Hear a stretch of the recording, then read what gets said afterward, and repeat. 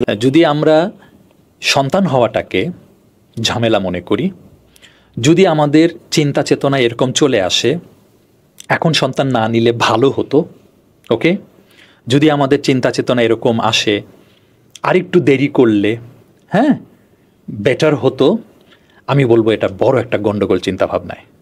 ঠিক আছে, বরং আল্লাহ সুবহানাহু ওয়া তাআলা এটা আমানত, ওর মাধ্যমেই তোমার রিজিক আরও বর্ধিত হবে।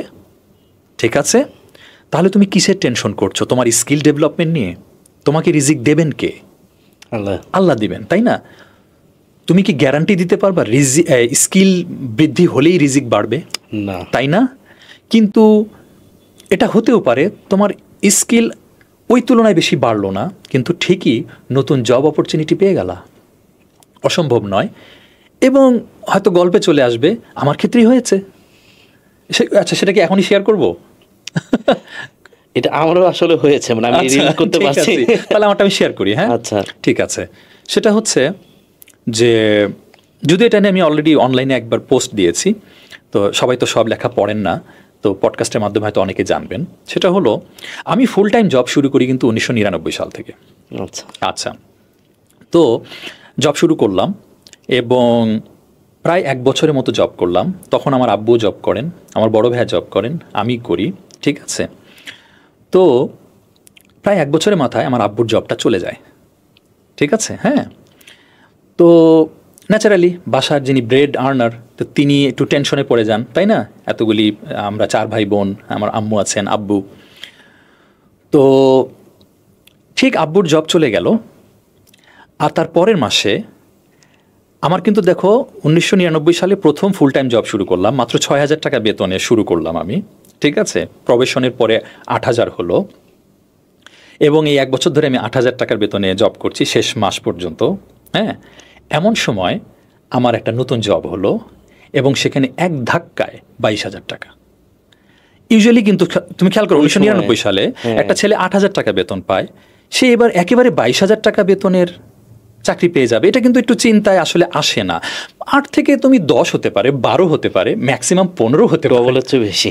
হ্যাঁ, তো আমার ভিতরে উপলব্ধি আসলো ভাইয়া যে আমার আব্বুর জব চলে গেছে, ওখানে যেহেতু আর্নিংটা বন্ধ হয়ে গেছে, আল্লাহ সুবহানাহু ওয়া তাআলা আমার মাধ্যমে ওই আর্নিংটা অনেকটা যোগান দিলেন।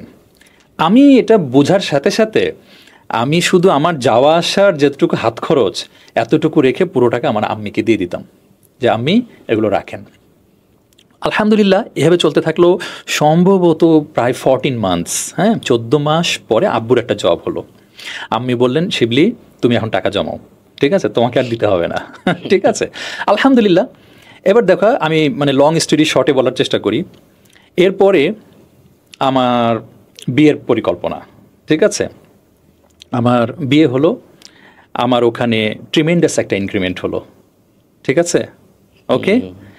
এরপরে দেখো আমার 2 বেবি হলো। আমি একটু আগে বলছিলাম না যে বেবি হওয়া আমরা ঝামেলা মনে করব না, এখন না নিলে ভালো হতো, পরে হলে বেটার হতো। এই যে এগুলো কিন্তু সমাজে হয়। হয়তো বা ওই মেয়েটার মাটার বান্ধবী বলছে তুই এখন কেন বেবি নিতে গেলি, হ্যাঁ, এরকম কথা হয় না অনেক সময়? শুধু বান্ধবী কেন, হয়তো বা চাচি, মামি, অনেকে বলে ফেলে। আচ্ছা, তো আমার যে টুইন বেবি, তো ওটার আবার অন্য একটা স্টোরি আছে, ওটা আজকে প্রসঙ্গ আসবে কিনা শেয়ার করবো ইনশাল্লাহ। আচ্ছা, তো তোমার যেহেতু টুইন বেবি, তারা প্রথমে আসলে যেহেতু এক মায়ের পেট দুজন মিলে শেয়ার করেছে, দুজনের ওজন একটু কম ছিল, ইউজুয়ালি সব টুইনদের এমন হয়, তো যার জন্য প্রথম দিকে আসলে ওদের একটু ডক্টর ভিজিট বেশি করতে হয়েছে। তো যখন ডক্টরের কাছে যেতাম, তোমার ডবল ডক্টর ভিজিট, ডক্টর একসঙ্গে 2 বেবিকে দেখছে, ওনার ভিজিট ডবল ছিল। ঠিক আছে, তারপরে মনে করো বাচ্চার জন্য যে দুধ কিনতাম, হ্যাঁ, সেটা ডবল, ডাইপার কিনতাম ডবল। কিন্তু বিশ্বাস করো ভাইয়া, এই যে ডবল ডবল খরচ, এইটা নিয়ে আমার না বিন্দুমাত্র ছিল না যে খরচ বেশি হয়ে যাচ্ছে, এটা আমি এখন পর্যন্ত ভাবি না।